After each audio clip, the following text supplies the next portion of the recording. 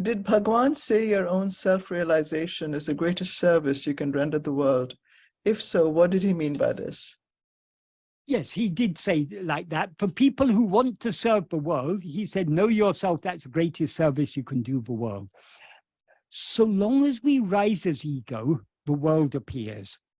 And so long as the world appears, the world is full of so many, so much suffering, so much strife, so much wars and pandemics and famines and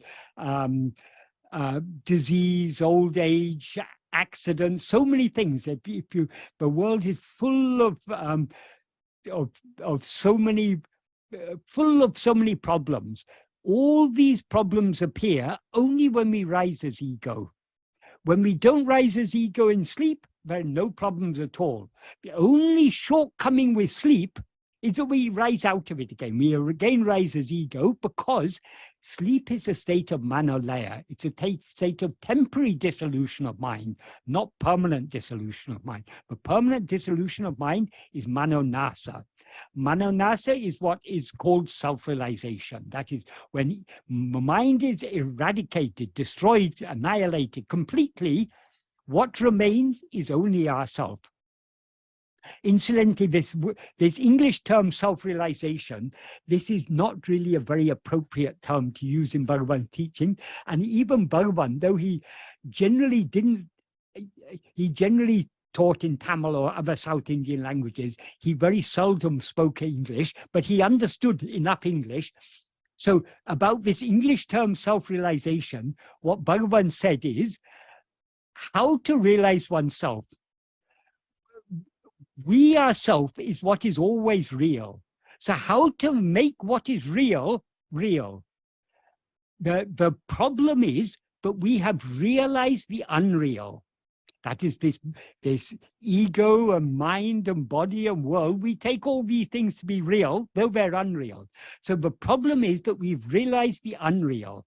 So all we need to do is to unrealize the unreal, and the real alone will remain. So the self-realization is not really, it's not such an appropriate term to use in Bhagavan's teaching.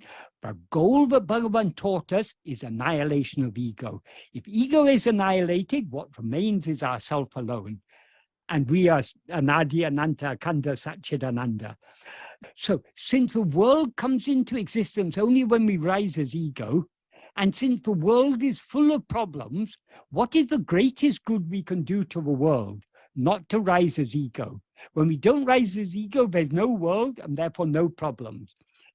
If you are dreaming, in a dream, so many things are happening, but there's always potential in dream. I mean, not in every dream, but in most dreams, there will be, we face problems or we see other people facing problems. So in a dream, there may be wars or there may be famines or there may be pandemics or there may be, we may see old people dying or accidents and people are dying in accidents and everything.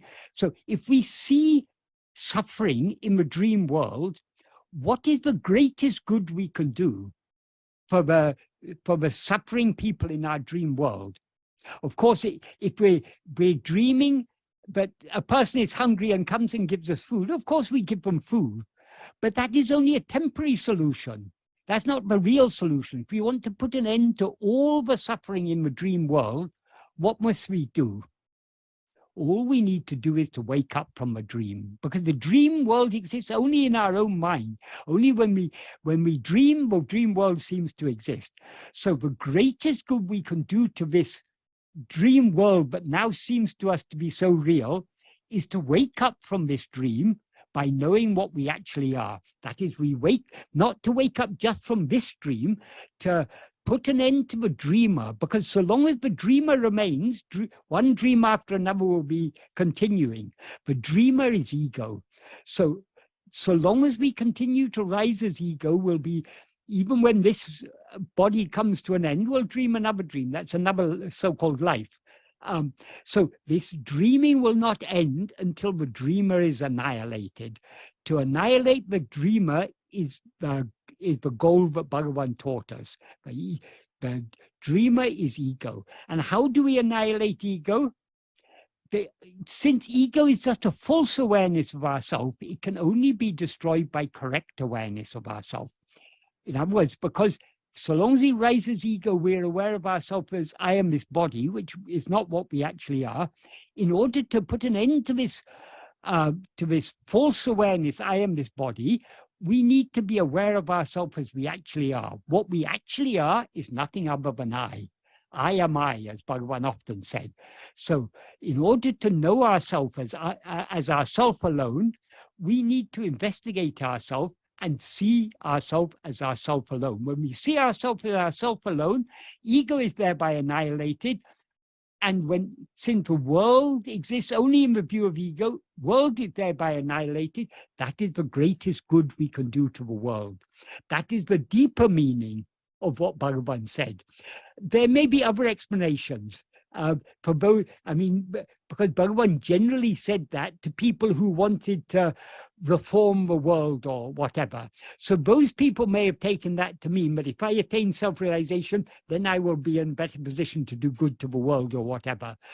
Or Bhagavan has also said, there's one verse in Guru Vachakakavai in which Bhagavan said, the mere existence of a jnani in the world is the greatest blessing. It's God's prasadam to the world. It's God's yochistam, I think is the word he means, that the remains of the food of God has eaten, that is, but it's left behind. So the body of the jnani existing in this world is the greatest blessing for the world. But these are all when you're still assuming that the world actually exists. But if a deeper meaning of when Bhagavan said that, but the greatest good you can do to the world is to know yourself, is that when you know yourself, the world will thereby cease to exist.